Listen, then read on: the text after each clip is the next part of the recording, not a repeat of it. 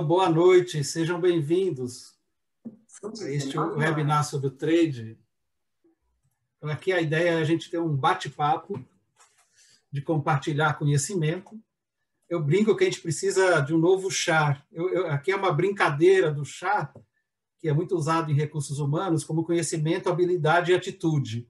E aí, até assistindo um webinar, a pessoa acrescentou o R de resultado, né? O conhecimento, habilidade, atitude e resultado, que é o que a gente está sempre aí, todos nós procurando. E um pouco da inteligência 360, nós acreditamos, de fato, no ser humano no centro de tudo isto.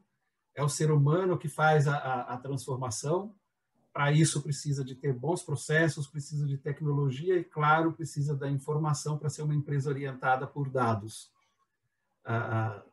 E que esses profissionais têm essa visão sistêmica, que tem um pensamento crítico, e o Shopper é a linguagem definitivamente comum entre as empresas. Quem quiser mais conhecer sobre a In360, está no Spotify, está no Google Podcast, na Anchor, e vocês vão ver esse conteúdo lá também, para depois compartilharem com quem quiser ouvir. E no nosso site tem aí um conjunto de informações sobre profissional voltado para o profissional da área de compras, para o uso da informação e por aí vai. E hoje nós estamos aqui com uma turma de feras. Reunimos aqui gente que tem os conceitos, tem a vivência. Então isso é muito rico para a gente falar dos papéis e desafios do trade no varejo. Então, eu vou pedir agora, né, Tânia, começa você se apresentando, Tânia. Está aqui o seu currículo para todo mundo ver, mas fale um pouco aí de você. Bom, pessoal, boa noite. Muito obrigada pelo convite, Olegário.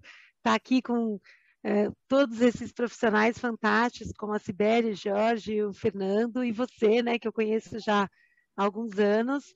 Bom, eu sou, de fato, uma pessoa que gosto muito de estudar, então ainda pretendo fazer mais coisa depois do meu mestrado, né, Olegário? A gente ainda pensa no doutorado, quem sabe, daqui a um tempo. Passei por grandes empresas de bens de consumo, dentre elas a Unilever, a Johnson & Johnson, a Santer, a Kimberly, e trabalhei em áreas de marketing, trade e vendas também. Hoje eu tenho a minha própria consultoria, que é a Trade Design, e sou professora de pós da SPM da FIA. Então, essa é a minha experiência. Eu estou muito feliz de poder dividir aqui com vocês um assunto tão desafiador como essa que nós vamos falar hoje sobre o trade no varejo. Perfeito. Jorge, você também está ali no bloco 1. Compartilha com a gente um pouco aí sobre você. Legal, obrigado, Olegário, obrigado pelo convite para estar aqui com vocês nesse bate-papo. Bom, eu sou o Jorge, eu comecei minha carreira na Procter & Gamble, né? Só que eu comecei na área de fábrica, porque eu sou engenheiro, fui trabalhar na fábrica. Um belo dia eu resolvi mudar para a área de vendas e foi uma das melhores decisões que eu fiz na minha vida. E o primeiro dia meu de vendas eu fui treinado no que eram os fundamentos do ponto de venda. E os fundamentos do ponto de venda nada mais eram do que a gente chama hoje de fundamento de sell-out, distribuição, preço, merchandising, espaço na gôndola, e a partir daí eu comecei a ter esse valor por esse trabalho, que é o trabalho de vendas, que faz com que a gente vende através do varejo. A indústria não vende para o varejo, vende através do varejo. E sempre acreditando nisso, em um determinado momento eu fui para a área de trade, onde eu fui muito feliz, e hoje eu tenho uma consultoria. Eu sou sócio da Doc Consulting, nós temos algumas unidades de negócio, uma delas é a Doc Trade, que continua fazendo projetos para ajudar as empresas, indústria e varejo a implementarem processo de trade.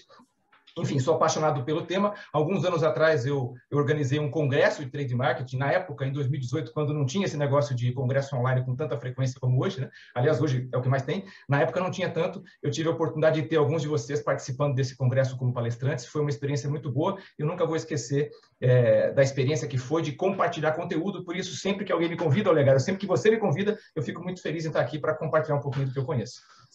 Obrigado, Jorge. Muito obrigado, Tânia e Jorge, por estarem aqui com a gente. Sibeli, amiga, vamos falar um pouco de você. Muito obrigada, Olegário. Uma grande honra estar aqui com vocês, poder compartilhar um pouquinho aí do conhecimento que a gente acumulou nos últimos 27 anos de carreira aí na área de bens de consumo. Já está desatualizado ali, Olegas, eu tenho até medo. Cada vez que abre esses slides, só vai diminuir, eu vou parar aqui nos 26. Bom, pessoal, eu passei os últimos 26 anos da minha vida fazendo aquilo que eu amo fazer, que é atuar dentro da área de negócios. Comecei lá atrás na indústria, durante 10 anos eu tive a oportunidade de trabalhar em grandes indústrias, depois fui para o varejo. No varejo tive a oportunidade de ser diretora do maior varejista do mundo, foi uma honra poder trabalhar no Walmart enquanto ele esteve no Brasil, depois Grupo Big. E há 9 meses, nascendo aqui o filho, há 9 meses eu voltei para a XL Consultoria, voltei como sócia. A XL é uma empresa que hoje está presente em mais de 30 países. Aqui no Brasil a gente já está há 18 anos e nós trabalhamos essencialmente com aprendizado experiencial, né? Então, é uma nova forma aí de aprender, uma nova forma de compartilhar conhecimento, que faz parte aí da minha missão pessoal, poder compartilhar conhecimento e principalmente contribuir aí para um mundo mais equalitário. Eu não posso deixar de mostrar aqui, né? O Legário está fresquinho, acabou de sair nosso livro, Mulheres no Varejo. Deixa eu parar de compartilhar e abrir a tela aqui para você. Ah, então, olha só, saindo fresquinho, o livro Mulheres do Varejo, do qual eu também tive a oportunidade de participar desde o início desse movimento, desse grupo, que vem em busca de igualdade, né, e de mais oportunidades. E pronto, conto com vocês até, aproveitando aí o convite, no dia 15, às 19 horas, a gente está lançando aí oficialmente o livro para todo o mercado. Legal, dia 15, para quem não sabe, é amanhã, né? Não, depois de amanhã. Não, depois de amanhã. Hoje é 13, quinta-feira. Isso, depois da manhã, às 19 horas, a gente vai estar lançando o livro. São histórias de 50 mulheres que contribuíram aí para o desenvolvimento do varejo brasileiro e conta um pouquinho de como vai ser. Obrigada, Legário, mais uma vez. Espero aprender aí, é uma honra estar com todos vocês. Espero aprender um pouquinho mais sobre trade marketing, esse grande desafio que nós temos pela frente. Esse é ótimo, obrigado. Gisele Cibele, depois compartilhe o link do evento de amanhã ali no chat com todo mundo, né? Como é que compra o livro? O link para comprar o livro. Manda também, Fernando. Legal. No particular, eu combino contigo. Show de bola, show de bola. Fernando, com você agora, meu caro. Tudo bom, galera? Obrigado aí, Legário, primeiramente aí pelo convite. Me sinto honrado de estar aqui, né, com tantas pessoas assim tão capacitadas do lado. A minha história começa há cerca de 20 anos atrás.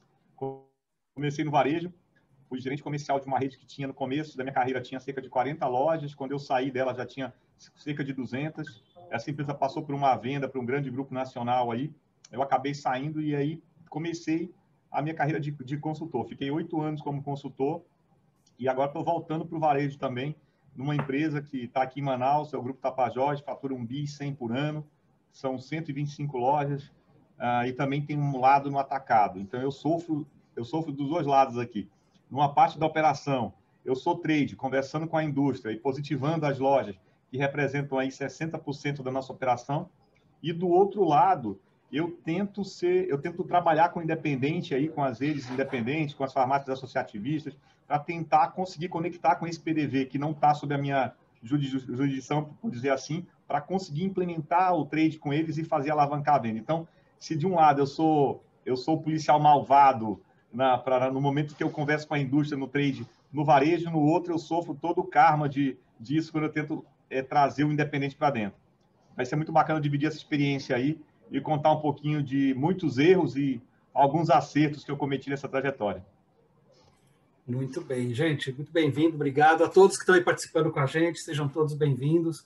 Pessoal, a ideia aqui é um bate-papo, então sintam-se à vontade para fazer perguntas.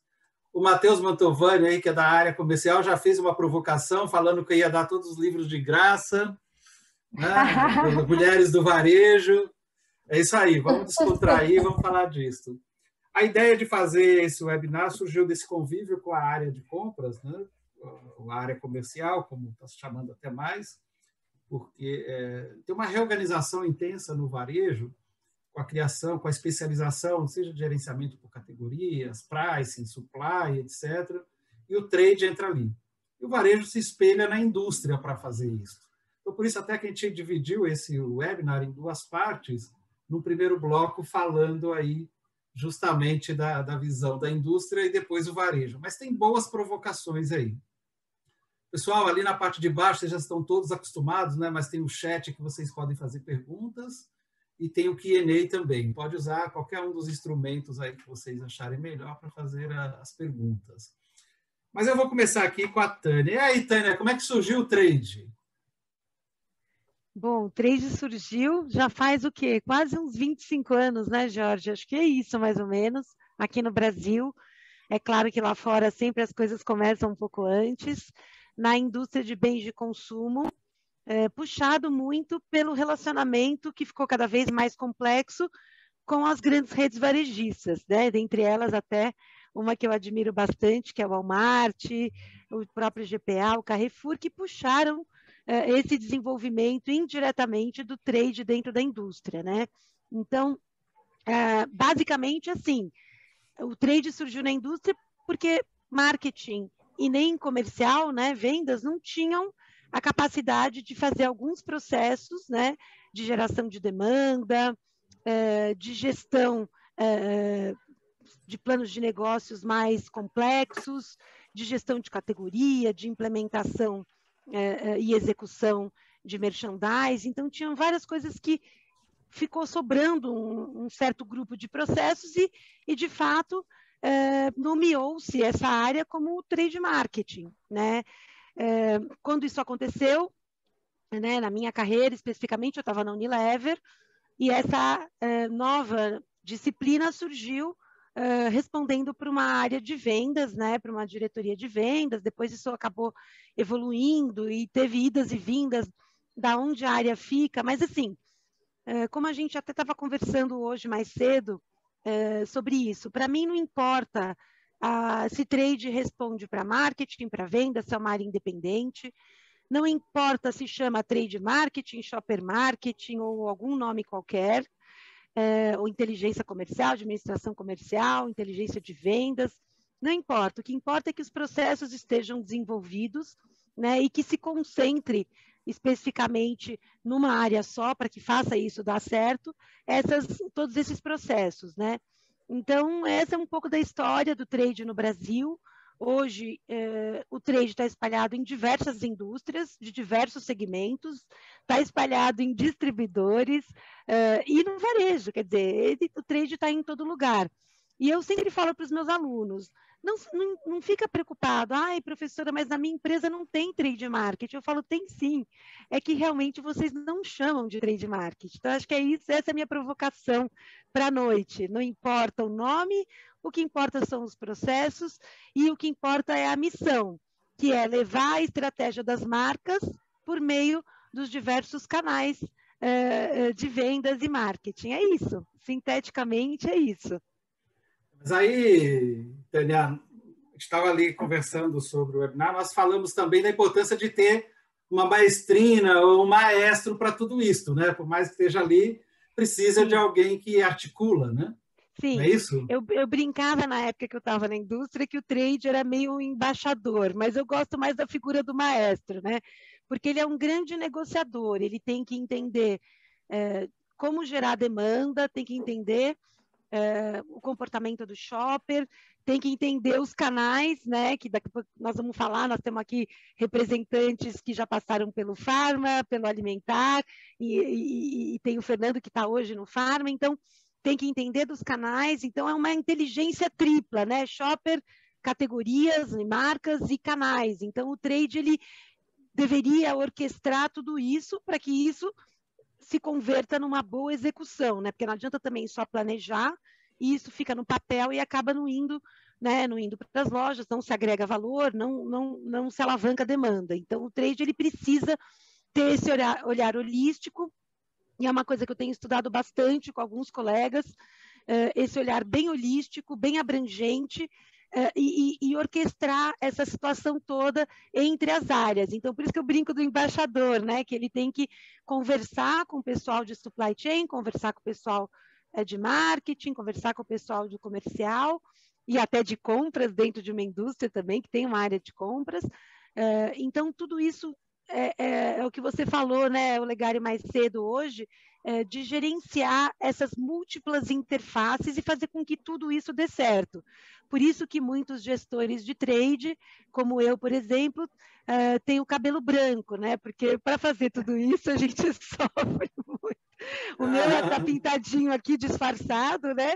Mas a gente rala muito, né? O trade não é uma área para fracos, né? Ele é um lugar para gente que gosta mesmo do rally rola, né? Mas, assim, sendo bem honesta, eu amo tudo isso, né? Mas vamos lá.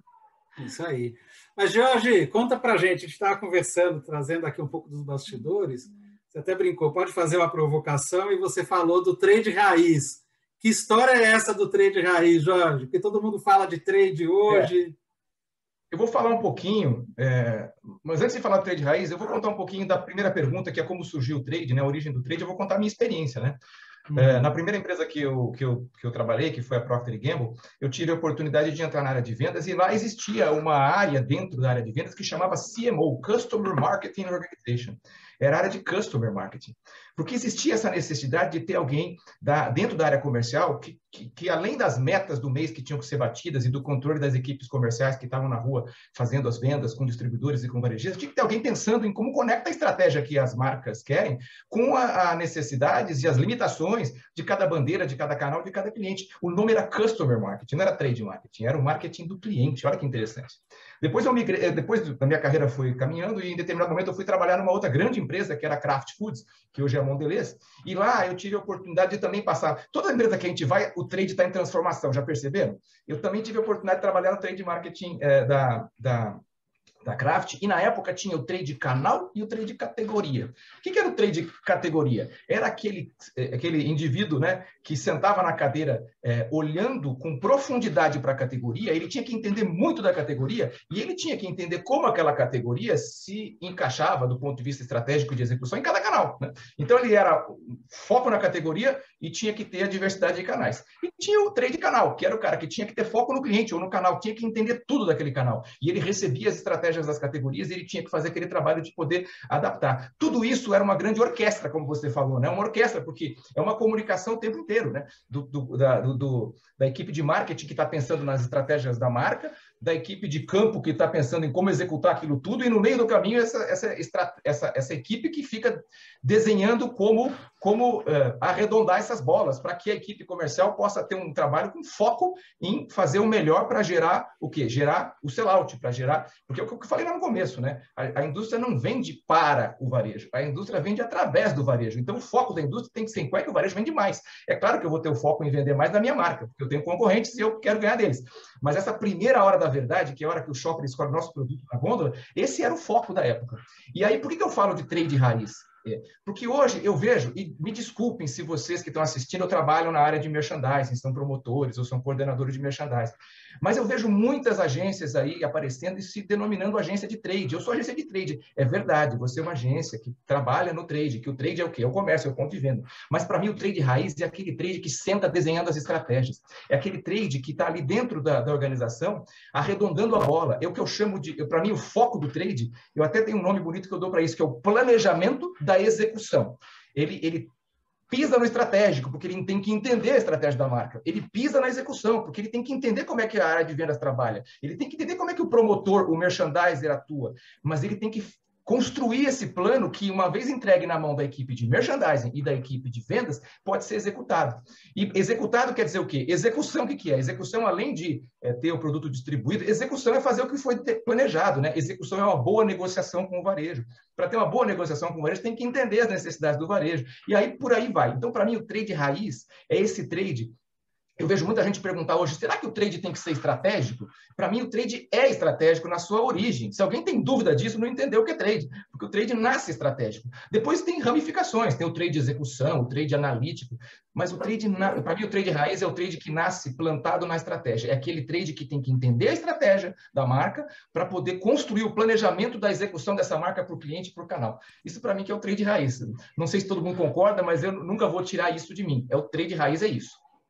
Pois é, o Carlos Eduardo justamente fala isso assim, perfeito, muito se confunde trade com merchandising. Né? E o João Oliveira fala, o trade, em minha opinião, é o marketing do PDV. E aí o César Moraes, Tânia, eu vou deixar a bola com você, viu? O César pede aqui uma breve definição de marketing, trade e inteligência de vendas. Olha, César, essa é uma pergunta que eu gosto de responder. Só queria, antes de responder a pergunta do César, reforçar um ponto que o Jorge falou do estratégico. Eu acho que muito importante, e é uma coisa que o Jorge e eu também estudamos já há algum tempo, né, Jorge? Cada empresa vai ter um estágio de desenvolvimento diferente de uma outra empresa. Então, um trade numa empresa A pode ser mais estratégico do que numa empresa B, pode ser mais estruturado do que numa empresa C. Então, isso é um negócio importante para vocês entenderem. Mas respondendo à pergunta do querido César aqui, eu acho que marketing tem a ver com geração de valor. É uma construção estratégica que direciona a empresa com foco no consumidor final. Então, eu acho que é isso. Marketing gera valor por meio de suas marcas, por meio de um propósito claro que as suas marcas estabelecem no mercado e toda essa questão de interação com o consumidor, experiência do consumidor. Então, eu vejo marketing assim. Trade é um pouco, bastante, na verdade, do que o Jorge já falou. A execução, vamos dizer, a implementação das estratégias das marcas por meio dos diversos canais com foco central no shopper. Não se esqueçam, apesar de ele estar no final da frase, isso é proposital, na verdade. E inteligência de vendas, na minha opinião, tá, César? Eu nunca pensei numa definição para inteligência de vendas, mas seria, assim, uma área, talvez, de insights dentro de customer management, dentro de vendas, dentro de trade marketing, que conecta todas essas informações de pesquisas qualitativas, quantitativas, de indicadores, de painéis de lares, de painéis de lojas, de Dunnhumby, né, de painéis de CRM. Então, seria como se fosse uma inteligência que conecta esses diversos pontos, gerando o que a gente chama de insights para a área de vendas. Eu vejo assim, que também vão ter os indicadores internos, o sell-in também é importante, ficam falando muito de sell-out, é maravilhoso, mas também se você não tiver um bom planejamento de sell-in também, não existe sell-out sem sell-in, então a gente tem que pensar nas duas coisas. Acho que resumidamente é isso, não quero me estender muito, porque deve ter outras perguntas aqui. Eu lembrei, posso fazer um comentário? Eu lembrei de uma definição uma vez, não vou citar o nome, mas era o CEO de uma das empresas que eu trabalhei. Ele chegou para mim, eu era na época o gerente nacional de trade dessa empresa, e ele disse: Jorge, sabe como que eu sei se o trade marketing está fazendo o seu trabalho? Daí, óbvio que eu perguntei, não, como, né? E ele me disse: se eu entro no ponto de venda e eu olho para a gôndola e eu enxergo na gôndola a estratégia da minha marca, é porque o trade marketing está fazendo o trabalho dele. Isso sob a ótica da indústria. Claro que daqui a pouco nós vamos falar do varejo e vamos ver que o varejo tem uma ótica um pouco diferente, complementar, com o mesmo objetivo, que é fazer com que o shopper seja o centro de tudo. Mas eu fiquei encantado com a resposta que ele me deu. Porque é isso, né? Como é que eu faço? O marketing desenhou uma estratégia para a marca. Se essa estratégia não estiver representada no ponto de venda, então houve uma falha. A empresa falhou. A empresa não conseguiu levar a sua estratégia até a ponta. E um dos principais elos para fazer essa estratégia acontecer na ponta, não é o único, mas é um dos principais, é o trade, é o arquiteto aí, que tem que desenhar como é que essa estratégia vai chegar. E aí tem toda a equipe comercial, a equipe de promotores, para também construir essa peça, né? Mas, enfim, queria contribuir com esse insight sobre como saber se o trade está executando o seu trabalho. Muito bom. Claro, se a empresa não tem uma estratégia de marca, já começa com complicações para implementar o trade, né? Porque já começa com problema lá na frente, lá atrás, né? Olegário, como toda professora metida que sou, já fiquei olhando os comentários aqui no chat e acho super importante, gente, a gente entender, né, esses pontos que vocês estão colocando aqui. Ninguém, acho que nem o Jorge pensou nisso, ninguém está desqualificando de forma alguma a equipe de merchandising. A equipe de merchandising é fundamental e ela é um elo importante nessa execução. O que ele quis dizer, que eu gostaria de ressaltar aqui, que eu também acredito que ela não se configura como o trade como um todo. Ela é um pedacinho do trade marketing, muito importante, porque a execução é importante. Ninguém está desqualificando, ninguém está, pelo contrário, valorizando muito o trabalho tanto das equipes de promotores quanto do próprio promotor. Acho que só queria reforçar isso para não ficar alguns comentários aqui que eu percebi que talvez pudesse ter tido algum mal entendido. Você sabe, Tânia, que, Legário, se tiver que me cortar, me corta aqui, eu gosto de falar, tá? Já. Impressionante. Eu até esqueci o que eu ia falar, vou lembrar daqui a pouquinho. Tá bom, então quando você lembra aí, vamos colocar assim, nós já olhamos para a origem do trade, vimos como surgiu, você já trouxe o trade raiz e concluiu que tem que ver a estratégia lá na gôndola. A Tânia trouxe para a gente algumas definições de marketing, etc. E quando a gente olha para a realidade, para o dia a dia, todo mundo está sendo cobrado de um lado por resultado. Eu vou trazer aqui algo que eu... Então, assim, é centrado no shopper, que é o que se fala, mas tem que ser omnichannel, né? Mas tem que dar resultado. E aí, que eu já vi, uma vez eu recebi uma profissional de compras que me procurou, falou, Legário, eu estou desesperado aqui porque vou negociar com a indústria tal e ela quer cortar a verba de trade. E a minha meta aqui é aumentar a verba de trade. Alguns não falam nem aumentar, alguns falam arrancar, pegar, né? Do ponto de vista do varejo, né, Fernando e Sibeli? Estou provocando vocês um pouco aqui. Não? Tá bom, já você comenta aí com a gente. Mas todo mundo ali está querendo ver o retorno sobre investimento. Neste contexto, o que está mudando hoje? O que está mudando na indústria e que vai impactar o varejo, né? O que é o trade marketing hoje, os desafios do ponto de vista da indústria, e que, claro, tem nessa relação aí, o varejo tem que entender essas necessidades que tem do ser humano, que é um profissional que está do lado da indústria, como é que eles vão dialogar. Porque entendo que este é o grande ponto aí. O que vocês têm a... Então, um comentário. Em particular, o tema de entender o retorno financeiro, o retorno de resultado que as ações promocionais trazem é uma das áreas que eu mais estudo e mais tenho projetos. Eu acho isso... talvez isso esteja mudando, né? Talvez no passado, as verbas... que a verba é... O que é a verba, né? Para que serve a verba? O que é um desconto? Para que serve um desconto? Deveria ser parte de uma caixa de ferramentas para fazer com que a estratégia seja executada na ponta, né? E a estratégia, dentro da estratégia, existem elementos de execução, que é o preço correto na ponta, que é a promoção feita com os itens que deveriam ser promocionados, na intensidade que deveria ser promocionada, no canal que deveria ser promocionado. Então, a verba é uma ferramenta. Eu costumo dizer que a verba é que nem o combustível que você coloca no carro, né? Você não dá para dirigir o carro sem combustível, ele para. Mas você também não pode colocar qualquer tipo de combustível e gastar mais do que deveria ser gasto, porque aí você vai ser uma produtividade baixa. Então, o que eu acho que está acontecendo é que as indústrias cada vez mais estão medindo se o investimento que elas fazem dá retorno, tanto internamente quanto externamente, tanto para alocar em quais canais ou até em quais parceiros varejistas vai ser investido, como também internamente a própria área financeira e a área de marketing, cobrando da área de vendas e da área de trade resultados. Eu estou te investindo 10%, 5%, 1% que seja do seu faturamento, eu estou te devolvendo na forma de verba. O que você está fazendo com essa verba?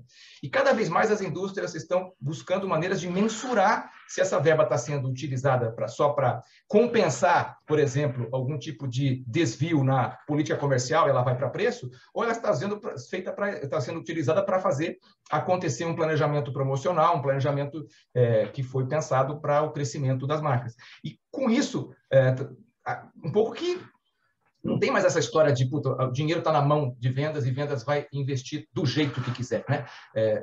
Há mais cobranças, há mais mecanismos de controle e há mais conhecimento dentro das organizações industriais e dentro das indústrias de como deve ser medido esse retorno sobre investimento. Essa é a minha visão.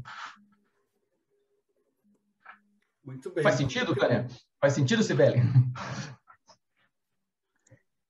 Eu estou aqui quietinha esperando a minha vez de falar, tá? Estou aqui anotando tudo que vocês estão falando, fiquem tranquilos. Minha lista já tem 2 páginas aqui. Ó. E o que eu vejo, assim, o que a indústria pode fazer? A gente tem falado muito, né? Pesquisas da Advantage apontam isso, a sociedade está falando muito de colaboração, que a gente está indo para o mundo da colaboração e de mudança das relações, onde a negociação deixa de ser tende a ser menos só, não apenas curto prazo, mas longo prazo, o que exige um pensamento estratégico e exige entender a necessidade lado a lado. Que movimento que vocês estão vendo na indústria nessa direção? Eu pergunto isso porque eu estava até no webinar à tarde, falando de negociação, e o que eu ouvi de um executivo de uma rede de varejo foi exatamente isso. Eu falei, cara, mas a indústria me traz o market share do Brasil e eu estou aqui operando numa região específica. Né? Quer dizer, não entende a minha necessidade. Como é que a gente trabalha essa questão o que pode ser diferente nesse trade, o trade da indústria olhando para o varejo? E aí, Cibele, Fernando, eu já vou deixar uma provocação para vocês aqui. Provocação não, a pergunta que o Everaldo fez, que ele fala assim, trabalho numa empresa de varejo alimentar onde o trade é tão somente executor. O que fazer para ele se torne um trade marketing de planejamento? Então, já vou deixar aí, mas aí também vocês ficam à vontade. Quer dizer, como é que entra a colaboração? O que tem que mudar do ponto de vista da indústria e do varejo para a gente falar em colaboração, em confiança, em construção conjunta? Isso é para a Cibele receber. Para mim? É para... Não, para o pessoal, para você, George, para você, Tânia, aí, para a gente concluir esse bloco e ali a gente já estava com o espírito de colaboração, né, Cibele? Já, a estratégia já conectada. É isso aí. Não, gente, o que eu vejo, Jorge, eu concordo com todos os seus pontos de investimento, não quis estender muito. Gente, esse negócio de colaboração se fala muito hoje, né? Eu lembro de colaboração há 20 anos atrás, quando eu já fazia plano de negócio, JBP, com o falecido Harold aqui no Brasil, enfim, com a Walmart, com todos esses parceiros e tal. Colaboração sempre esteve no radar da indústria de uma maneira muito forte. É claro que, de alguma forma, quando você senta para fazer um plano de negócio e as duas empresas se dispõem a abrir suas estratégias para os próximos anos, seus planos de negócio, as suas intenções e tal, isso se torna muito poderoso, né? Essa interação de diretoria com diretoria, muitas vezes, das duas empresas e tal. Então, colaboração está muito em alta agora. Eu digo que na indústria é um assunto mais antigo, apesar de... Gente, ninguém está falando aqui que todo mundo se ama e se beija nas reuniões, não é isso. É uma briga diária, né? A negociação, não é um negócio fácil. Mas essa coisa é antiga já na indústria, eu vejo isso já há muito tempo. E isso continua na pauta das empresas e se expandindo para outros canais, que não só o varejo key account, mas outros varejo regional, o varejo indireto, enfim. Eu acho, Olegário, que estar na pauta já é uma grande coisa. Porém, se na prática isso não for implementado, se não houver colaboração, também não adianta, fica só na teoria. O que eu tenho visto no último ano, acompanhando esse zilhão de lives que todos nós temos acompanhado e feito e tudo mais, é que a pandemia, vocês acreditem ou não, ela promoveu no ano de 2020 essa colaboração com todos os problemas que a gente teve. Todo mundo sentou e falou, vamos jogar fora os planos de 2020, vamos ressuscitar outros planos, vamos fazer outras coisas, sejam planos de inovação, sejam planos de negócio, enfim.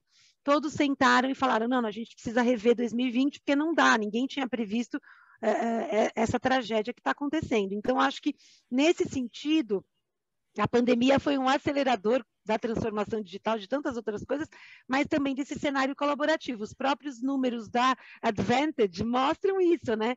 Que foi em, sei lá, em menos de 10 anos, de 14º para quarto atributo de importância, tanto do varejo quanto da indústria. Eu vejo assim, eu vejo um cenário positivo para a colaboração, ainda conflituoso, que acho que isso sempre vai ter, mas eu vejo de forma...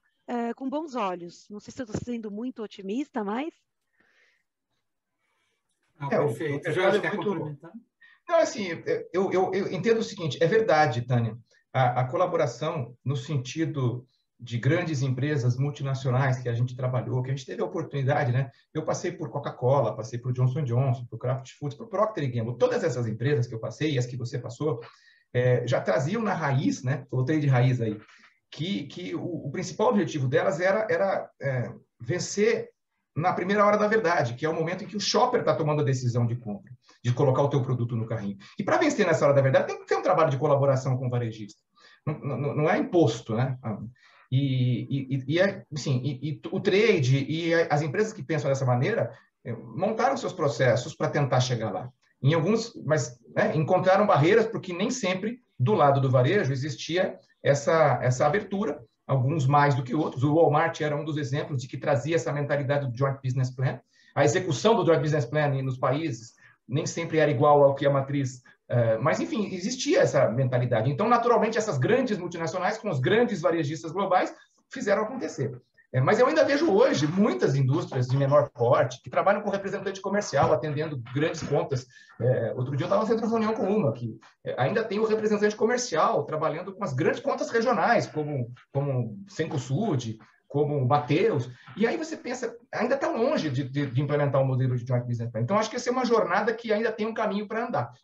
E acho que o trade marketing, tanto do varejo quanto da indústria, são peças importantes para ajudar essa mentalidade da construção de planos comuns acontecer, né? Porque nem sempre as empresas têm uma equipe comercial que nem própria às vezes, como eu falei, às vezes é um representante comercial que tem seu papel no ecossistema, mas não necessariamente está pronto para falar sobre Joint Business Plan na ponta e sobre colaboração.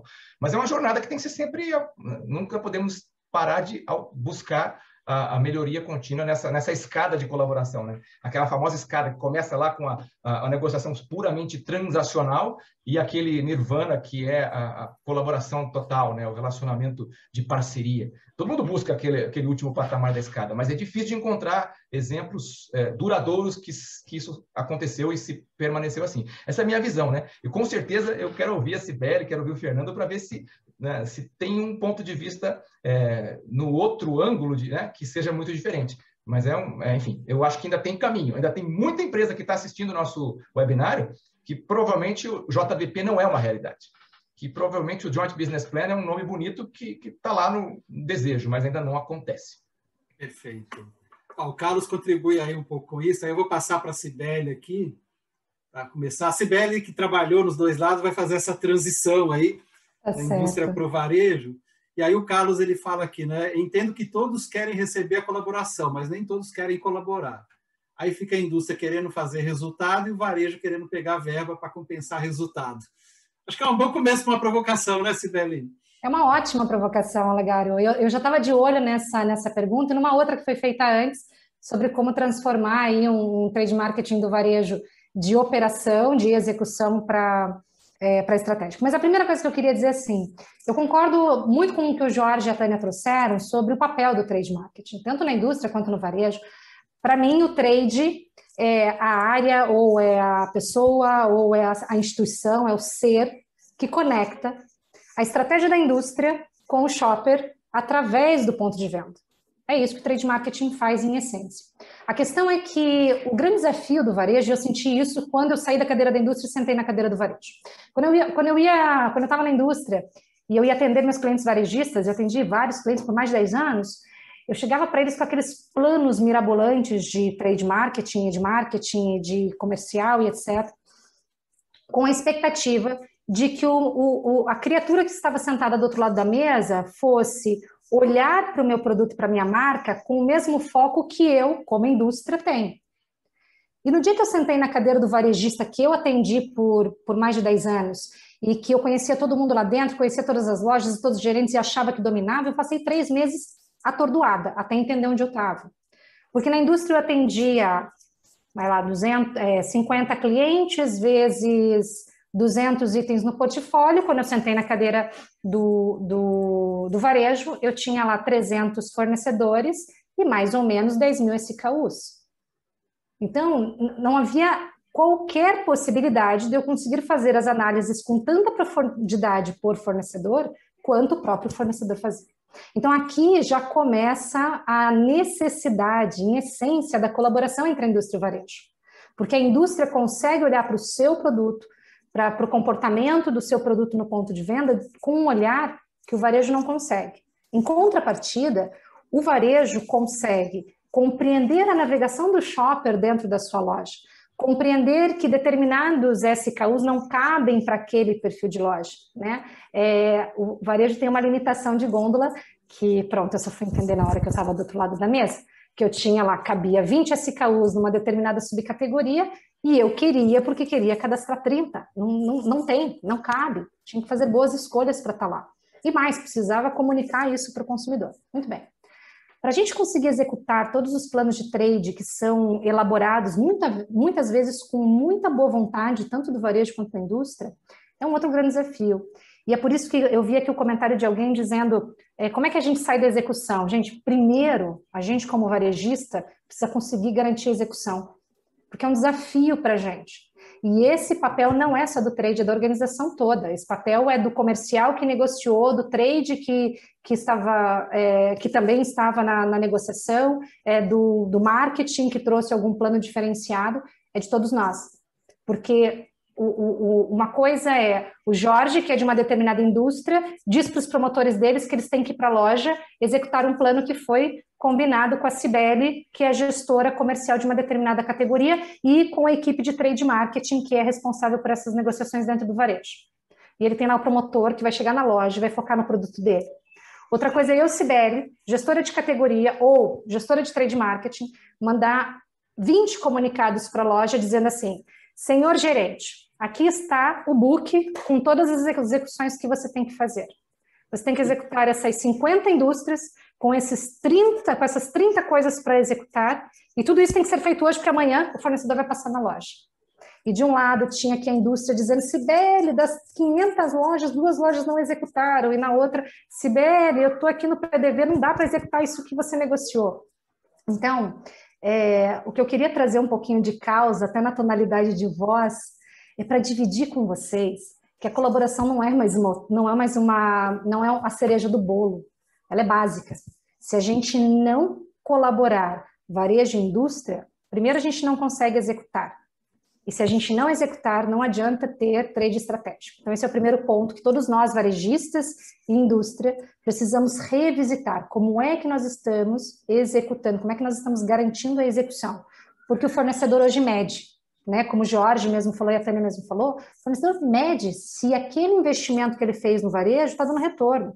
E meu querido gestor de trade marketing ou gestor comercial, se você não der retorno para a indústria, ele vai pegar o dinheirinho dele e vai para outro varejista, investir em outro varejista que dê mais retorno. Então, nós, como varejistas, a gente também precisa utilizar todo o analytics que nós temos dentro de casa, que temos, mas nem sempre utilizamos, para garantir o resultado que a gente combinou lá com o nosso fornecedor, né? Então, era um pouquinho disso que eu queria trazer para vocês, que sim, a gente precisa ter um trade marketing estratégico, mas eu diria que é tão importante quanto a gente garantir estratégias de execução no ponto de venda para garantir sell-in e sell-out, né, Tânia? Porque o sell-in é consequência do sell-out, né? Se eu não vendo, eu não posso comprar. Se eu não comprar direito, eu não tenho que vender. Não sei se eu falei demais, Alegas. Se deixar eu falando aqui, eu vou a noite inteira. Esse tema tem muito pano para manga.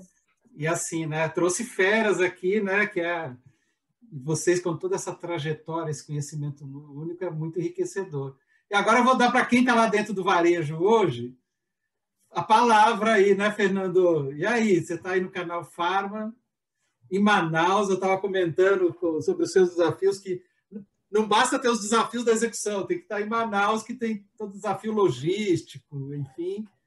E você ainda estava falando, né? Ainda tem o atacado, tem o varejo, enfim. E você ainda tem um cargo que é bom aí, diretor de marketing, de experiência, enfim. Olha, cada hora coloca uma letra a mais no nome, mas eu digo sempre, baixe a patente e aumente o meu salário. Vamos começar aqui, galera, com uma frase que eu adoro, que eu gosto muito de Fernando Pessoa. E ele tem um poema, eu não lembro se é a tabacaria ou se... Ele fala assim, a frase é assim: eu não sou nada, nunca serei nada, mas meus amigos não. Meus amigos são sempre campeões em tudo. Então, nesse pouco tempo que eu vou estar aqui com você, vou contar um pouquinho da minha dor, e essa dor começa lá atrás. Olha, Gário, tu pode dividir a tela daquele meu blog? Eu nem sei por que ele está no ar ainda. É um blog que eu comecei a trabalhar com varejo em 2002, e eu tinha um blog lá que só eu que acessava ele. Consegue dividir, Olegário? Por favor, coloquei aqui, inclusive, o blog para a galera ver aí. Eu estou carregando aqui já. Enquanto você coloca aí, é o seguinte. Eu comecei a minha carreira e... Opa, vamos lá, vai começar aí. Pronto. Coloca PDV, escreve PDV lá do lado. Gente, esse blog é bem antigo. Coloca PDV lá no campo de busca, por gentileza. Aqui. Isso, PDV. Eu coloquei isso aqui. Gente, 2006, um belo dia, eu resolvi dizer sim. Eu era o gerente de marketing, então todo mundo da indústria chegava comigo com um plano de trade e queria que eu executasse, colocasse aquilo ali. E um dia eu disse sim para todo mundo. Em uma semana, era isso que estava na loja. Eu não estou inventando essa história. Essa aqui foi dia 10 de outubro de 2006. Não tem, por melhor que seja a loja, por maior que seja o espaço, é impossível para o varejo dizer sim para todo mundo. E não tem como fazer essa conexão daí. O varejo, ele enxerga a floresta, né? E a indústria acaba enxergando muito bem a árvore. E aí é preciso ter essa visão ampla e pequena para poder fazer sentido. Nessa mesma época, eu participei de um lançamento de um produto para disfunção erétil. E fui na maior agência de publicidade aí de São Paulo, um mega evento do lançamento, e a agência envelopou uma drogaria com um único produto. É importante lembrar que uma drogaria independente trabalha com cerca de 2 a 4 mil produtos. Uma loja uma loja de associativismo trabalha com 6 mil produtos. E uma rede como a nossa trabalha com uma média de 8 a 10. 8 a 10 mil SKUs, onde eu tenho categorias, árvores mercadológicas muitas vezes não tão claras. Como você escolhe isso? Desse lado, a gente precisa muitas vezes tomar decisões difíceis, né? A minha estratégia, ela tem que conversar com a indústria.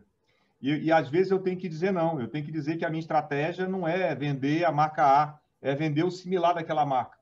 Muitas vezes eu fiz negociações que se eu vendesse tudo que tivesse na ponta de gôndola, era melhor, eu não conseguia pagar, o investimento que era feito naquela ponta de gôndola era muito pequeno para pagar todo o investimento que eu ia colocar de mercadoria.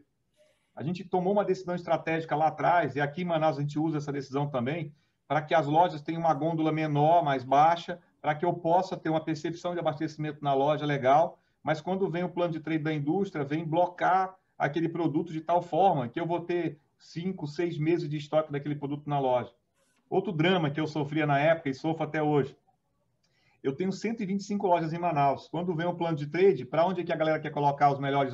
Elas pegam as melhores lojas, as melhores pontas, e eu fico numa briga para tentar negociar o resto. E aí, ainda falando disso, Olegário, volta para o primeiro slide aí. Volta que aí eu vou mostrar uma coisa que eu fiz na época também. Pronto. Em janeiro de 2008, a gente tinha lá um portal que eu brincava, pode baixar um pouquinho aí, o fornecedor e seus problemas acabaram. Nessa época estava em moda aí aquele programa humorístico da TV Globo, Cacete Planeta, eu peguei aí da organização de Tabajara para poder colocar, mas basicamente o que era isso naquela época, galera? Eu tinha lido um artigo de que um Walmart trabalhava nos Estados Unidos, onde ele liberava um espaço de gôndola, deixava que a Coca-Cola colocasse os produtos na gôndola e só se preocupava com o ROI daquele espaço. Aquilo me encantou, eu acredito nesse conceito, carrego comigo até hoje, e naquela época a gente disponibilizou para todos os nossos parceiros que ele podia acessar o portal e podia ter lá um Excel com o giro do produto, estoque, quanto estava parado, enfim. E aí uma coisa curiosa, que alguns que vocês estão me ouvindo aqui trabalham com trade devem sofrer. À época, o meu departamento de compras foi contra esse tipo de atitude. Eu era marketing e estava disponibilizando a informação para que aquele fornecedor pudesse ter em tempo real o seu estoque, giro loja a loja. O compras ficou chateado à época porque esses mapas de venda, que na época eram entregues de papel, eles eram uma moeda de troca do departamento de compras, do tipo, olha, me traz aquela amostra do produto, me consegue aquela viagem para aquele evento lá em Fortaleza, e aí eu te dou o mapa. Se o cara não fizesse isso, ele não tinha direito ao mapa. E eu sempre achei absurdo isso. Eu sempre achei absurdo pegar aquele projeto de trade da indústria que era feito lá em São Paulo e trazer para Belém do Pará. Lembrando, tá, galera? Eu estou aqui na Amazônia e aqui agora eu estou saindo do inverno, no outono, caminhando para o verão. E os planos de trade são trocados. Então, eu ficava pegando uma pressão danada para colocar ponta de gôndola de produto de protetor solar no meio do inverno. E eu tinha que meio que antecipar isso, eu tinha que fechar um projeto de trade 6 meses antes dele fazer sentido. E esse olhar da indústria, ele não era um olhar que me enxergava, eu não era um grande mercado. Belém do Pará, onde eu trabalhava na época, não era um grande mercado. E a gente pegava o final, onde o trem já fazia a curva para voltar. E você ter que convencer, levar esse trabalho para a indústria era bem complicado. Era bem complicado. Quando via um planograma, que via um trabalho feito pela Nielsen, com spacing e tudo, a gente olhava com desconfiança, porque eu tinha uma filial em São Luís do Maranhão, e em São Luís do Maranhão não vendia alisante, não vendia tintura para cabelo. O que vendia em São Luís era alisante. Mas a Nielsen não tinha estudo em São Luís do Maranhão, ela tinha estudo na grande região norte e nordeste ali. E esses estudos não serviam. Eu faço uma comparação disso, já mudou muita coisa. Eu faço uma comparação que é a seguinte: antigamente, assistindo o Jornal Nacional, dizia o seguinte: em São Paulo, Zona Leste, vai chover das 4 às 5 horas da tarde, chuvas e trovoadas, mas ele falava hora a hora a previsão do tempo. Quando ele olhava para a Amazônia, ele dizia assim, ele fazia um gesto do tipo, lá pegando o Acre e pegando aqui na outra ponta o Belém. Nessa região, tempo nublado. Não havia muitos dados para tomar decisão. Hoje, tem muito dado, tem bastante informação, mas ainda não tem um olhar participativo disso. Eu, como varejo, eu erro. Eu erro quando? Eu erro quando eu combino uma coisa e não entrego. Eu faço... Aqui a gente tem todos os pontos de gôndola mapeados. Tem um projeto aqui bem legal. A gente é conhecido aqui na região, daqui de público, dá parabéns aí para a Mave, que é a nossa responsável pelo trade. Ela conseguiu conectar com a indústria e entregar o que a gente promete. Mas a gente erra, muitas vezes, de não fazer apostas em alguns produtos que poderiam trazer um resultado maior para a gente. A gente tem dificuldade de entender aquele lançamento que já está acontecendo em outra região e acontecer com a gente acaba perdendo a oportunidade. Ainda mais agora em cenário de pandemia, onde as coisas mudaram bastante. Teve negociação de ponta de gôndola que eu tive que trocar um produto que não fazia sentido naquele momento por conta da pandemia. E negociar isso com a indústria sempre é dolorido. A gente tem toda a mecânica de como é que eu volto esse produto para dentro quando esse produto não vende. Como é que eu faço a logística reversa disso?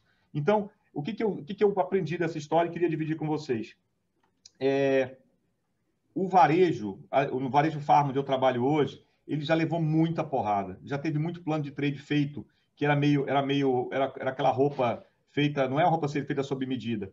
E isso criou um cenário, uma imagem, um imaginário de que os planos de trade sempre são uma forma de colocar mais mercadoria dentro do ponto de venda. A minha história começa com uma empresa que ela começou no atacado e depois ela vai para o varejo, como é uma história muito comum em vários varejistas no Brasil. Aí. A minha história ela tem o atacado e o varejo sempre caminhando junto.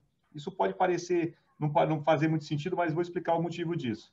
Imagina que você, na tua empresa, nasceu no atacado e tu entrega produtos que tu pega do CD e manda para a loja, manda para um terceiro. Não precisa tu ter 30 latas de leite no teu CD se chegar um pedido de 2 latas de leite. Você só basta atender as 2 latas e acabou. E se tiver só 2 latas lá no pique para pegar, tá tudo bem. No varejo não funciona assim. No varejo, se o consumidor chegar e tiver 2 latas de leite, a exposição não tiver visualmente legal, o consumidor não leva. E esse mindset de atacado, ele me perseguiu durante muito tempo. E eu não conseguia aplicar aquela visualização de produtos. E quando a gente aplicava, a indústria, ela me deixava na metade do caminho. Ok, fizemos o trade, está aqui uma campanha legal, não aconteceu. Não aconteceu. No próximo ciclo de trade, eu recebia de novo um novo trade e ainda tinha mercadoria para trás. Isso tem mudado. Eu percebo isso em algumas empresas. Eu poderia citar 3 ou 4 grandes empresas que já se preocupam com isso. Inclusive, quando eu converso com a equipe, eu converso com o Close-Up, tenho grandes amigos lá, eu digo que tem um indicador que eu sinto muita falta, que eu gostaria de quando conectar com os planos de trade das empresas, eu queria saber uma coisa. Eu sei quanto o mercado vende, eu sei quanto eu vendo, mas eu queria saber quanto de estoque tem naquele momento daquele produto, de quanto eu estou carregando o meu estoque naquela mercadoria, naquela categoria, e quanto está saturado disso em volta. Aí seria o estado da arte. E aí, para que eu não me alongue, Olegário, nessa demanda, eu acredito que ainda tem aí um longo caminho de compartilhar informação, mas todo mundo tem um pouquinho de medo. Quem que dá o primeiro passo? Da nossa parte aqui como grupo, a gente é super... a informação a gente divide com a maior velocidade possível, mas a gente faz escolhas. Eu não consigo dizer sim para todo mundo. Eu tenho por definição encontrar o parceiro que faça sentido na minha estratégia. Hoje, se a minha estratégia é desenvolver, por exemplo, Unilever, eu vou pegar esse parceiro, vou me abraçar com ele e vou fazer escolhas. E eu deixo claro essas escolhas e os critérios que aconteceram com a autoindústria. Não dá para ser bom para todo mundo. Eu acho que o varejo, muitas vezes, ele tem um afã de tentar capturar o máximo valor de verba de trade e esquece da parceria. Vou citar um exemplo que aconteceu com a gente aqui, que foi, na minha opinião, um grande erro. Nós, alguns anos atrás, nós optamos por... Nós tivemos remunerações aqui para algumas pessoas que trabalham com trade, e essa remuneração era de quanta verba de trade eu pegasse, e um pedaço dela ia para o executivo. E eu comecei a priorizar contas que tinham grande verba de trade, em detrimento do que o mercado estava precisando.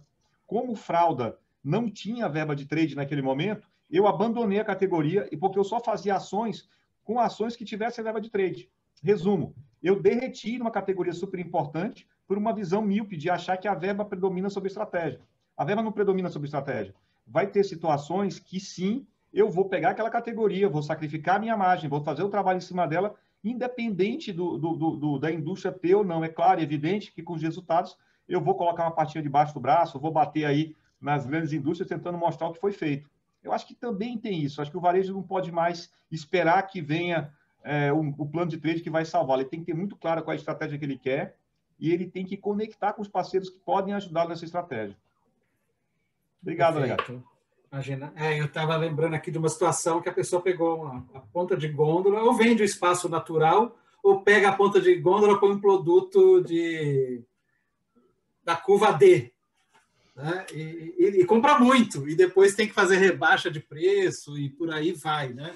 Quer dizer, eu tenho uma frase de um amigo meu, a frase não é minha, é do Zanoni, que ele já há muitos anos, no final dos anos 90, ele já falava disso, que ele chamava de lucro aparente, prejuízo invisível.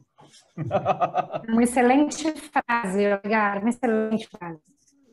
Porque na hora que está negociando os volumes, faz tudo, pega a verba, mas não está olhando o prejuízo que vai dar para o shopper ali, porque não vai ter produto, e depois não faz a conta de quanto é o capital de giro, quanto vai impactar no fluxo de caixa, e nem na rebaixa que tem que fazer depois para isso, nem o custo de manter esse estoque. Né? Então, como é que eu equilibro o sell-in, como a Tânia colocou ali bem, com a questão do sell-out? Né?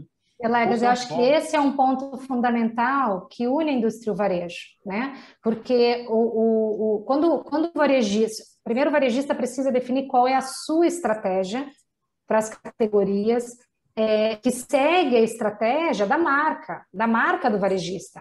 Porque o varejo, ele atende um determinado perfil, ele tem um posicionamento de marca que ele precisa ser traduzido em todas as suas estratégias internas. A integração das áreas em busca dessa estratégia é fundamental, porque aí eu atendo esse shopper que está indo na minha loja buscar aquele produto, ter aquela experiência de compra que está conectada com o posicionamento da minha marca.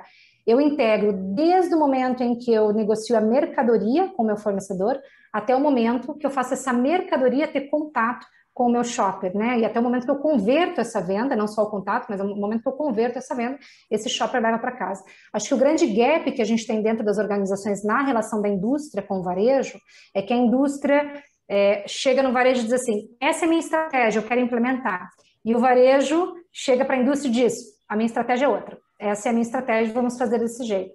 E não se encontra um meio do caminho que é onde os dois vão ganhar e vão potencializar as suas estratégias. Um exemplo disso, uma das negociações mais colaborativas que eu já fiz na minha carreira, eu não vou citar quem é o fornecedor, mas no início do ano o fornecedor me trouxe toda uma estratégia de marketing, de trade e uma estratégia comercial. E entre elas estava o cadastramento de uma quantidade de itens que, pronto, não fazia sentido para a nossa estratégia. Ao invés de dizer, não vou cadastrar tudo isso, só vou cadastrar isso, o que a gente fez foi perguntar para a indústria qual é a tua estratégia, o que é que você precisa, o que está por trás dessa estratégia. Porque a estratégia que vem da indústria, muitas vezes cadastra o produto, enche o ponto de venda de display ou de todo o material de merchandising que é definido pelo marketing, para que eu possa ganhar market share, visibilidade de marca, top of mind, etc. Share of mind, né, de marca, etc. Quando eu traduzo isso para dentro do meu varejo, quando eu entendo, eu como varejista entendo a essência da estratégia do fornecedor, da indústria, e eu traduzo isso para dentro do meu varejo com base no meu posicionamento de marca, onde estão as minhas lojas, quais são os meus poderes negociais, né? Por exemplo, a gente era líder nas pontas. Então, a gente podia, de certa forma, apoiar o fornecedor no ganho de market share, por exemplo, Como? Nessas lojas onde ele tinha, por exemplo, um market share inferior ao market share no Brasil. Então, quando a gente conectava a nossa necessidade de varejista com a necessidade da indústria, a gente encontrava caminhos alternativos, que não era nem a estratégia engessada que chegava e era apresentada, e nem a estratégia engessada que a gente tinha definido desse lado do varejo. E é fechando esses gaps que a gente encontra a colaboração. Nesse caso específico dessa negociação, a gente teve um crescimento de duplo dígito e a indústria se tornou líder de mercado em determinadas regiões, apoiando a minha estratégia para a categoria e conectando com a essência que era a estratégia deles.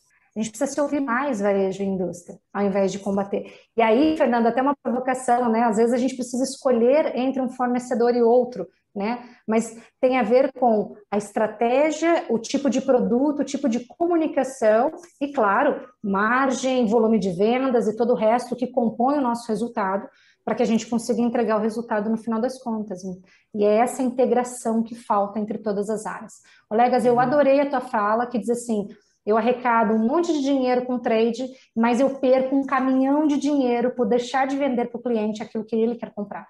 E no final das contas a gente fala de shopper, mas não é para ele que a gente olha na hora que a gente constrói as nossas estratégias em conjunto. Até porque ainda tem essa tradição de deixar a negociação para o fim do mês, quando o vendedor precisa fechar a cota dele, o varejo deixa para o fim do mês, e aí fica uma negociação em volume. Eu chamo que é a tirania do mês ou do trimestre, se é empresa de capital aberto, né? E não trabalha focado nisso. Mas, Cibele, uma provocação para você. Eu concordo, mas a Tânia e o Jorge já trouxe. A indústria tem claro que é o público-alvo, trabalha com menos categorias, tudo isso. Mas, por vezes, conversando com o varejo, quando você pergunta para ele quem é seu cliente, ele fala todos. Então, assim, quando a gente é tudo para todos, a gente não é nada para ninguém, porque não tem identidade. Então, como que ele vai conectar a estratégia se a maioria, estou generalizando, talvez eu esteja correndo aqui em erros, mas a maioria que eu converso não tem uma clareza de quem é seu público-alvo. São muitos, mas ele precisa ter um público que defina a identidade dele, que é a marca, que é a gestão da marca do varejo, e aí sim ele vai trabalhar esse conceito da estratégia e de buscar esse encontro da estratégia dele com a estratégia da indústria. Mas o varejo tem um desafio, né? Eu costumo brincar que ele está morrendo afogado em oceano de dados, porque ele não usa. Tem muita informação. É verdade, Olegas. Olegário, quando a gente pensa em o varejo, ele é o local mais, como se fala, onde todo mundo está, onde todo mundo pode entrar, onde todo mundo pode chegar. Tem uma palavra para isso que me fugiu agora da mente. E é verdade que a gente atende todos os clientes, dependendo do lugar onde a gente está, né? A gente recebe, eu queria muito lembrar a palavra, daqui a pouquinho ela vem na minha mente.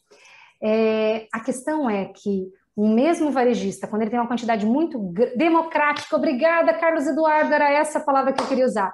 O varejo é o lugar mais democrático que existe, porque lá vão entrar e podem entrar todos os tipos, todos os perfis de públicos. É claro que existem supermercados que têm um posicionamento um pouco mais elitizado, outros varejistas que têm um posicionamento um pouco mais popular. E isso define uma série de coisas. Ele define, se eu tenho um posicionamento mais popular, eu preciso trabalhar com custos mais reduzidos, eu vou ter um atendimento mais limitado, não vou ter uma quantidade de pessoas dentro da loja que eu teria se eu estivesse atendendo um público mais elitizado, onde eu tenho uma margem em termos de produtos mais sofisticados, muito melhor. Então, quando a gente fala de estratégia de negócio, primeiro, eu preciso definir qual é o público que eu estou atendendo em termos de posicionamento. Se eu vou entregar para o meu consumidor serviço, né, eu tenho que traduzir esse serviço, porque senão a margem não bate, você não paga as contas na última linha. Se você disser que você entrega serviço para caramba, que você entrega o melhor preço da cidade, que você cobre todas as ofertas e ainda, enfim, todas as outras questões que o varejo consegue fornecer para os seus consumidores. Não dá, não fecha a conta na última linha. Então, o posicionamento do... Oi? Desculpa, só para reforçar um pouquinho o que você está falando. Eu gosto muito de pensar na verba de trade da seguinte maneira. Eu recebo esse R$1 de trade. Ele vai virar quanto? Vai virar 10? Vai virar 5? Vai virar 1? Quanto ele vai virar dentro do negócio? Porque tem uma outra coisa aí que eu vou dizer que a gente, como varejo, a gente erra, pelo menos no nosso segmento aqui, que eu estou falando de varejo, fala que é o seguinte. eu pego essa verba de trade, coloco como se ela já fosse uma verba que vai contar por resultado. Recentemente, verdade, 2 anos atrás, eu vi uma grande empresa que publica resultados em bolsa colocar a verba de trade como uma forma de compor o resultado. Isso é público, eu olhei aquilo e me assustei, mas não é para isso que é a verba de trade, né? Se a gente for pensar em termos de negócio, o negócio é um todo, ele é integrado. Tudo que entra de valor dentro do negócio, ele vai compor o resultado como um todo, né? A indústria, ela gera as contas olhando para a última linha daquela conta, para ver se aquele varejista entregou ou não o resultado que ela precisava, e é na última linha. O resto, eu tinha um amigo que dizia assim, o resto é só brincar com os números, em que linha eu coloco, né, aquele valor. Mas você tem toda a razão. A questão é como é que eu invisto aquele valor. Então, se eu sou uma empresa que tem um posicionamento popular, quando eu vou integrar a minha estratégia com a estratégia da indústria, eu não vou colocar lá um material, por exemplo, um material de merchandising, que vai trazer para a alusão de um ponto de venda sofisticado, porque eu vou, ao invés de conectar com a estratégia do meu ponto de venda, eu vou afastar esse meu consumidor. Né? Então, eu vou ter eu tenho que ser consistente em toda a comunicação, em toda a layoutização da loja, no atendimento que eu vou fornecer dentro dessa loja, de acordo com esse posicionamento. E isso que o Olegário trouxe é muito sério. O varejista, às vezes, quer atender todos os públicos, e daqui a pouco ele tem lá uma quantidade infinita de SKUs que estão pesando no seu estoque, que estão consumindo o seu fluxo de caixa, e esse dinheiro, se estivesse com um sortimento assertivo, ele poderia ser utilizado, inclusive, para incentivar o giro dos produtos, porque o varejo vive de giro. Gente, as margens na última linha do varejo são infinitamente menores do que as margens da indústria. Porque o varejista existe para conseguir fazer girar a mercadoria. Eu não quero ter uma mercadoria que leva 3 meses para girar no meu ponto de venda, porque isso não faz sentido, isso não traz rentabilidade para dentro do negócio do varejo. O varejo quer fazer girar a mercadoria, né?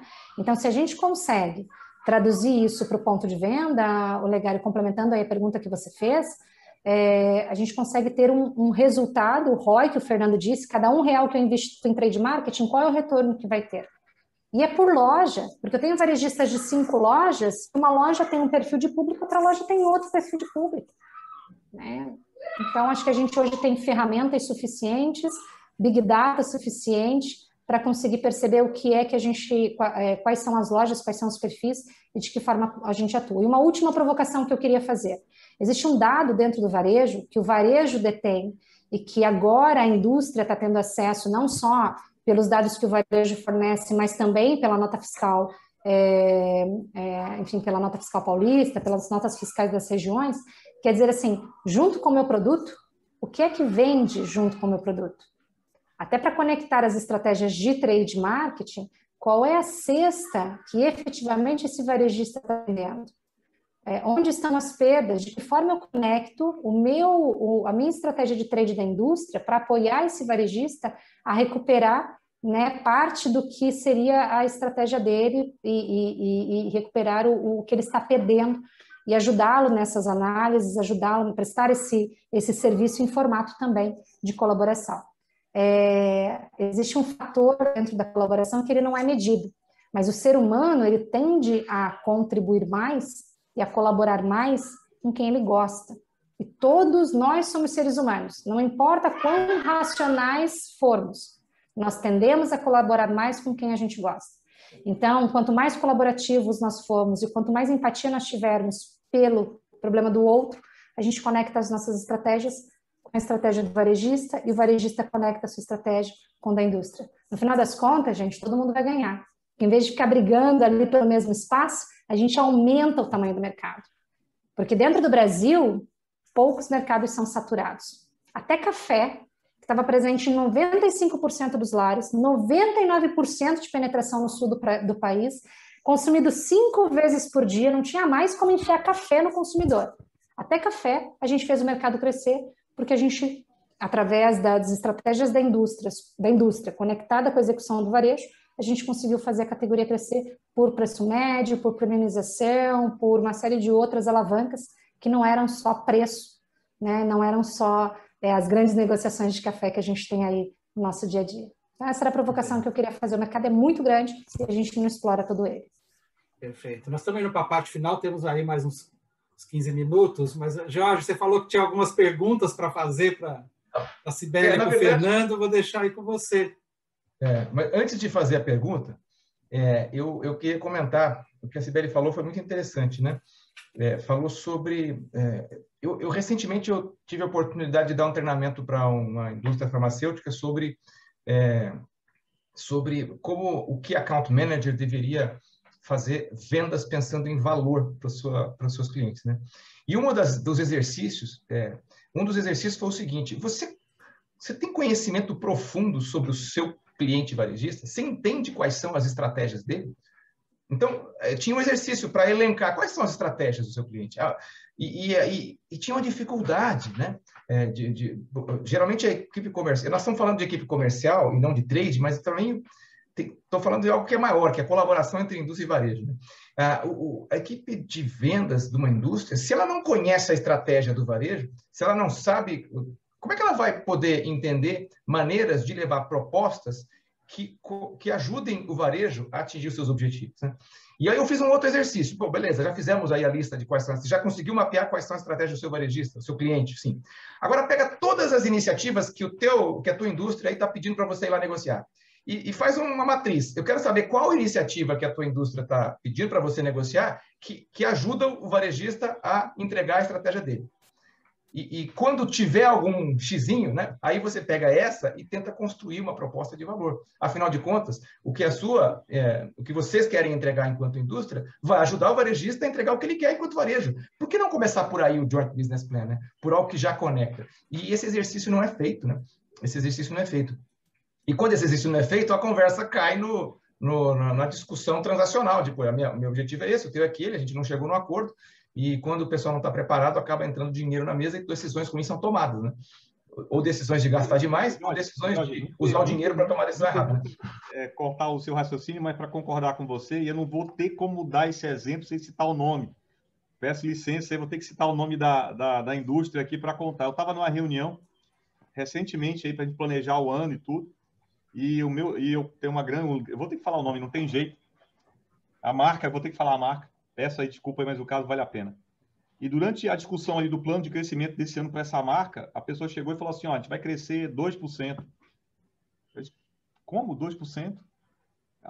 Vou tentar não falar a marca, mas vocês vão saber o que eu estou falando. Essa marca, ela tem uma marca que ela vende produtos de higiene pessoal e também dentro da marca também vende sorvete. Falei, cara, eu vendo sorvete dessa tua marca aqui, é aqui bom e Unilever. E de sorvete, eu vendo mais que eu vendo da tua marca, já estou vendendo 25%. Você não está olhando meu número. De onde é que você veio? Assim? Você marcou essa entrevista aqui, a gente marcou esse papo, você se preparou para isso, meu número é 2%. De onde é que você puxou esse número, né? Então, concordando contigo no que você falou, o que gera valor? Quando eu entrei naquela reunião para falar que é 2% de crescimento, eu dei vontade de dizer, poxa, são 45 minutos de tempo bem perdido aqui que eu estou tendo com isso, porque faltou essa conversa prévia antes. Desculpa aí, Jorge, te interromper. Não, tranquilo. Desculpa, eu quero complementar então o que o Jorge trouxe. Você falou assim, a gente está falando do comercial, mas aqui a gente foi para a colaboração e tal. E na verdade, Jorge, esse ponto que você trouxe mostra o quanto o trade ele se conecta com o comercial, porque a gente começou aqui falando de trade marketing, de estratégia de trade marketing, como é que a gente faz com que o trade marketing aconteça dentro das empresas. E não tem como desconectar o trade marketing da negociação comercial, porque ele faz parte, né? Para mim, o trade marketing é o comercial, ele conecta a indústria com o varejo, o merchandising conecta o varejo com o shopper e o marketing de massa conecta a indústria com o shopper, né, com o consumidor final. E lá no meio de toda essa transação está o trade marketing, conecta todas as pontas. Então não tem como a gente interagir com o trade marketing das indústrias, nós como varejistas, sem ter o comercial junto, sem que o plano de trade esteja conectado com o plano comercial. E eu imagino que na indústria seja semelhante a isso, não, Tânia, Jorge, vocês que estão mais recentemente aí na indústria.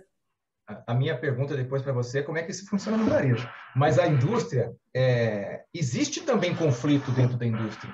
Existe também silos, né? E tem muitas empresas em que o trade e vendas têm conflito. Tem muitas empresas em que o trade e o marketing têm conflitos, né? Eu lembro uma vez que numa das empresas que eu trabalhei, eu escrevi um artigo para o jornal interno e eu tinha a impressão de que a área de trade estava muito desconectada de vendas, não ia no campo, ficava muito sentada no escritório com marketing. E eu escrevi um artigo, o título era Trade é Vendas. No sentido de que a gente existe, eu era o cara de trade, a gente existe para vender. Para vender o quê? Para vender a coisa certa, para o consumidor certo, para o cliente certo, para o canal certo. Mas a gente é vendas. E eu fui criticado na época. Algumas pessoas elogiaram, algumas criticaram. Você está perdendo a identidade de trade marketing. Pelo contrário, eu estava querendo demonstrar que o trade marketing é esse ponto de conexão. E que ele tem que estar conectado com vendas, assim como tem que estar conectado com marketing, assim como tem que estar conectado com finanças, porque tem a verba, assim como tem que estar conectado com supply, porque tem o out of stock, assim como tem que estar conectado, enfim, com toda a empresa. E eu concordo contigo, tem que ser junto, tem que ser um trabalho tanto do lado de indústria, quanto eu imagino que esteja do lado de varejo. Aí a pergunta que o Olegário falou que eu ia fazer, porque eu, particularmente, ainda estou buscando conhecimento mais profundo sobre como é a estrutura ideal de trade no varejo, né? A minha experiência toda foi em trade na indústria. Na indústria, né, eu entendo muito bem, sei como é que funcionam as dinâmicas. No varejo, às vezes eu tenho a impressão de que o trade no varejo, apesar de também chamar trade, é uma disciplina diferente, que tem outras... enfim, outras abordagens sobre outros processos. E eu queria entender um pouquinho a tua visão de que, você que está dos dois lados, e um pouquinho o Fernando também, o que é o trade no varejo, afinal? O trade na indústria é aquele que conecta a estratégia da marca com a execução. E no varejo? Qual é o papel do trade no varejo? Essa estrutura do trade no varejo está pendurada onde? Ajuda a gente aí a aprender com você. Mas eu vou pedir antes que a Tânia ali manifeste aí, Tânia. Eu também. Para a gente finalizar com essa resposta do Sibeli e do Fernando, mas a Tânia vai trazer uma provocação. É a mesma pergunta que o Jorge fez.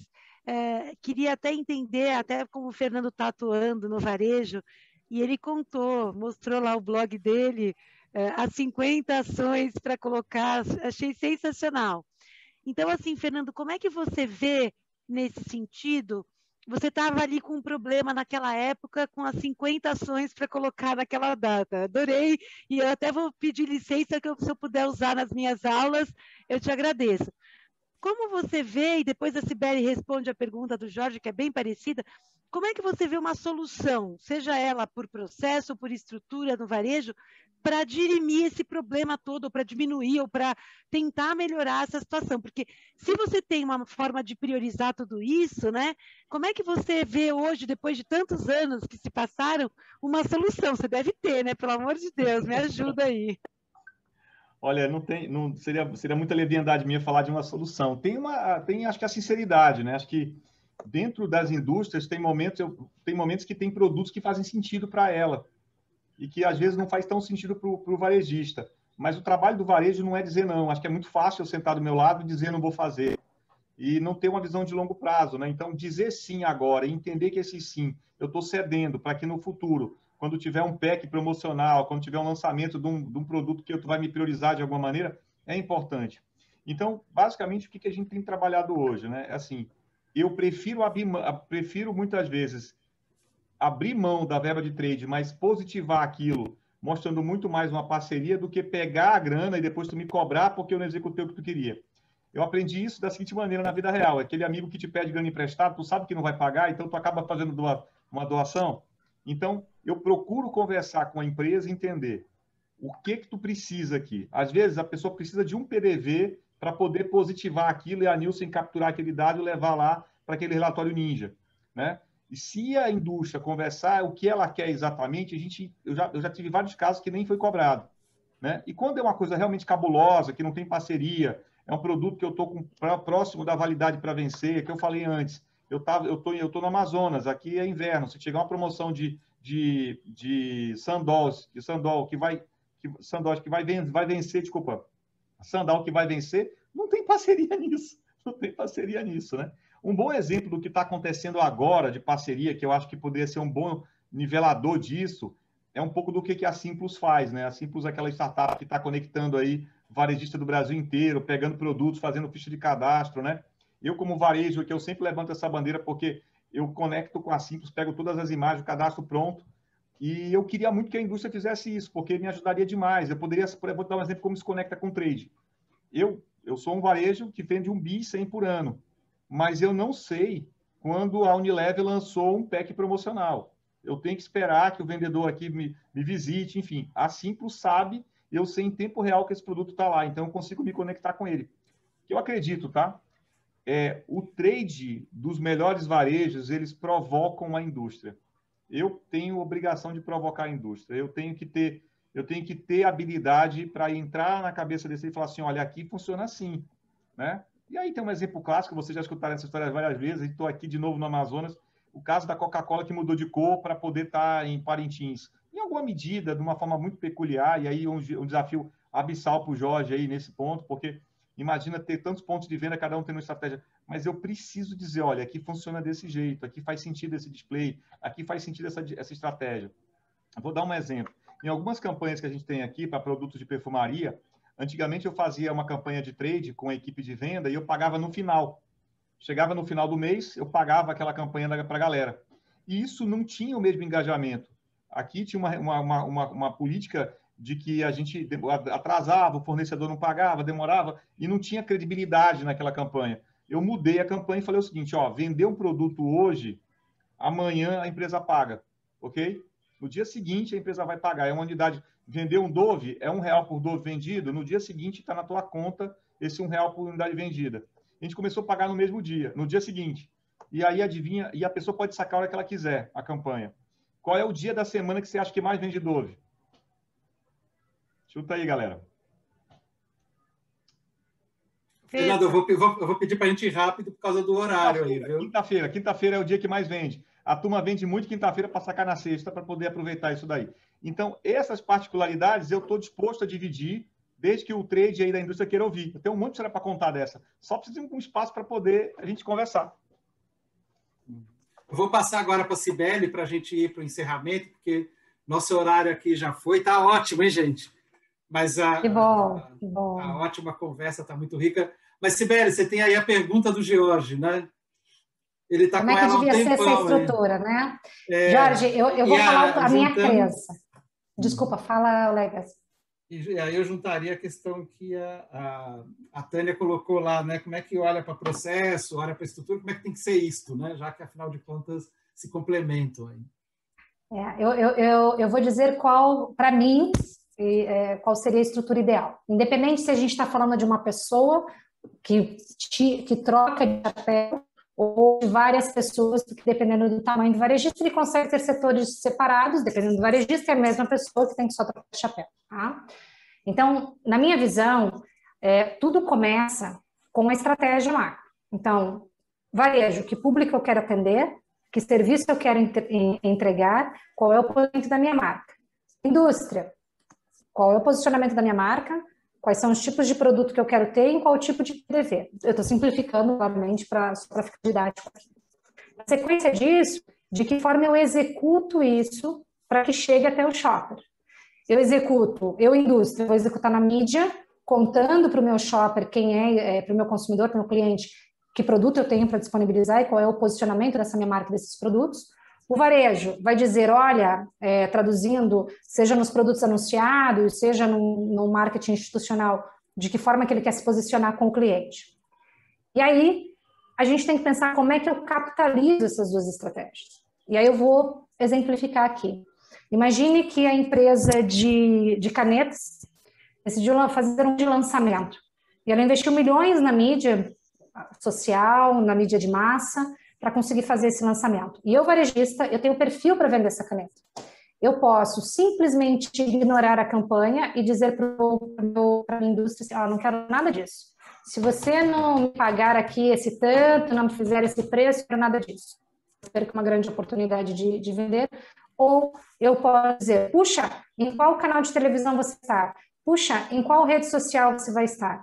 Como é que eu conecto tudo que você está investindo para promover esse seu produto que faz sentido para o meu varejo, dentro das minhas redes sociais, dentro dos meus canais de comunicação, direto com o meu shopper. E eu potencializo essa campanha.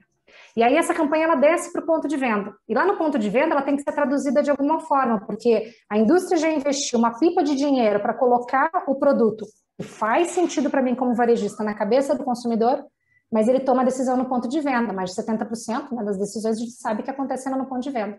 Se a gente não lembrar o consumidor que o produto está disponível, ele não leva, e é um item a menos dentro da minha cesta de compras como varejista. Então, como é que eu faço essa estratégia que foi lá na casa do consumidor, chegar no meu ponto de venda e encontrar esse shopper que saiu da sua casa e foi para dentro da minha loja comprar? E então eu potencializei não só o investimento de trade, não só o investimento comercial, mas todo o investimento de marketing que essa marca fez em cima desse produto. Desde esse produto se conecte com a minha estratégia de categoria e a minha estratégia de marca.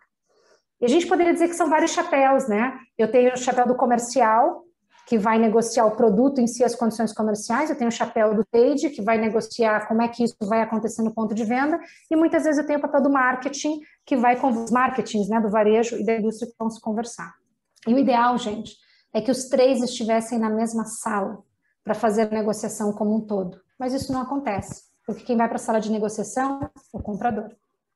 Então, quem sabe a gente precisa dar para esse comprador, nos varejos onde nós não temos a estrutura de trade, a estrutura de marketing para botar dentro de uma sala de reunião para negociar o médio e longo prazo, quem sabe esse comprador precisa ter a visão de trade, a visão de marketing, para que o resultado dele seja potencializado e saia do transacional e vá para o relacionamento e para as negociações de longo prazo, porque todos ganham se potencializar todo o investimento que é feito e não só no desconto, não só naquela verba de trade que fica, de certa forma, ali para compensar a perda de margem que muitas vezes a gente tem em algumas categorias, mas sim potencializar a venda, porque ao final das contas, que a gente precisa vender mais. E é através da venda que a gente ganha dinheiro. Então, é a integração de todos esses chapéus que vai fazer com que o varejo consiga aproveitar melhor esse espaço que se tem para o desenvolvimento do trade marketing dentro do varejo. E se eu tenho um departamento de trade exclusivo para trade, me desculpa, se ele não entender de comercial, ele não vai ser um trade próspero. Se eu tiver um departamento de marketing dentro do meu varejista, com o marketing da indústria, ele não entender das estratégias de operações, ele não vai ser próspero. Eu acredito, Jorge, como você trouxe a indústria, se a área de trade marketing não entender das questões de vendas, não vai ser próspero. Porque a integração de todas essas áreas é que vai fazer com que a gente consiga potencializar ao máximo todas essas estratégias. É nisso que eu acredito, de verdade. E já tive a oportunidade de vivenciar. Em várias negociações eu estava na mesma sala. A pessoa de logística, a pessoa de pricing, a pessoa de trade marketing, no varejo como o Walmart tem uma pessoa para cada uma dessas áreas. E eu já fiz negociação com mais de 6 departamentos diferentes, dentro de uma sala de reuniões, e pedir que o fornecedor trouxesse as mesmas pessoas da área dele, para que a gente consiga uma estratégia de sucesso integrado. É isso. Muito bem. Olha, eu acho que foi bom. Um papo assim, riquíssimo. Acho que ficaria mais. Eu só vou aqui. Tem mais umas 10 perguntas. Mas não, vamos agendar outro bate-papo, então. Eu queria aqui só trazer o Oreste, o Oré, que também está muito associado à SPM, que está aí com a gente. E muito do que vocês foram abordando, ele foi falando. O último comentário dele foi isso, né? A força de venda acessa somente o nível do comprador, né? E não, infelizmente, não há mais pontos de contato aí com o trade do varejo, né? Cadê ele? Então, e aí vocês trouxeram um ponto da colaboração, foi permeando toda a nossa conversa, que é entender a necessidade do outro, que é trabalhar a questão de mais do que posições, é entender as necessidades, os interesses de lado a lado para a gente conduzir. Gente, eu achei que para mim, foi maravilhosa essa nossa conversa aqui. Eu espero que o pessoal tenha gostado, né? Eu aprendi muito aqui com todo esse diálogo. Espero que tenha valido a pena para todos, né? Vamos ver no comentário, né, Legas? O que o pessoal disse, se gostaram, se não gostaram, se da próxima vez você troca o mix, né, o sortimento. Se alguém quiser que tenha um outro com a continuação, coloca aí no comentário.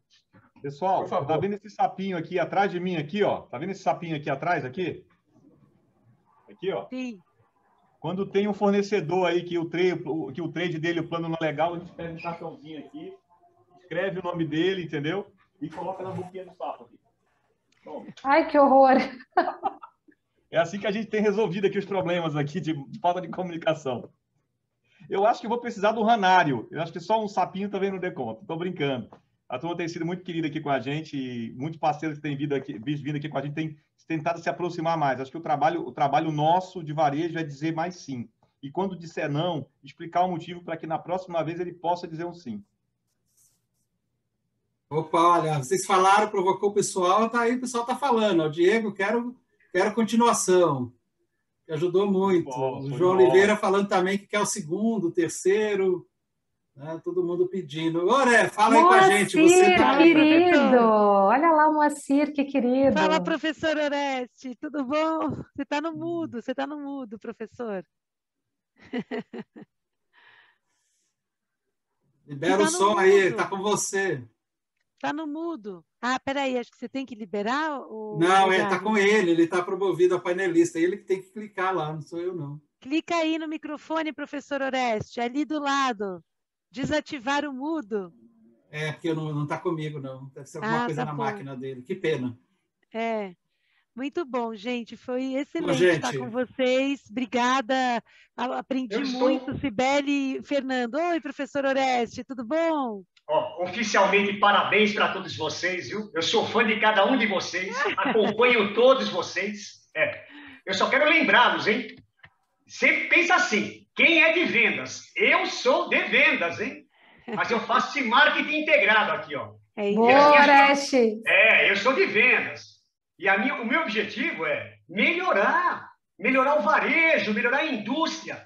Estamos literalmente atrasados. É um desperdício de recursos. É uma pena dos dois lados. Dos dois lados, né? Então, contem comigo. Capricho, muita vaidade também. Sim, é narcisismo, é puro narcisismo. Eu me amo, todo mundo quer ser presidente, ninguém quer abrir caixa. Eu vou na loja, nenhuma farmácia marca o meu nome. Tem ruptura nas farmácias de loratadina com pseudoefedrina. Eu não quero nem falar, meu. Olha, graças a Deus. Da indústria. Não, tem trabalho, ó, tem trabalho para todos vocês. O Legário, eu conheço o Legário há mais de 40 anos.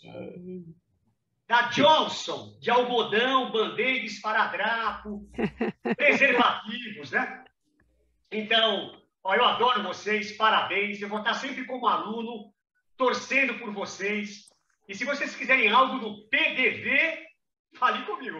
É isso aí. Valeu, obrigada, professor.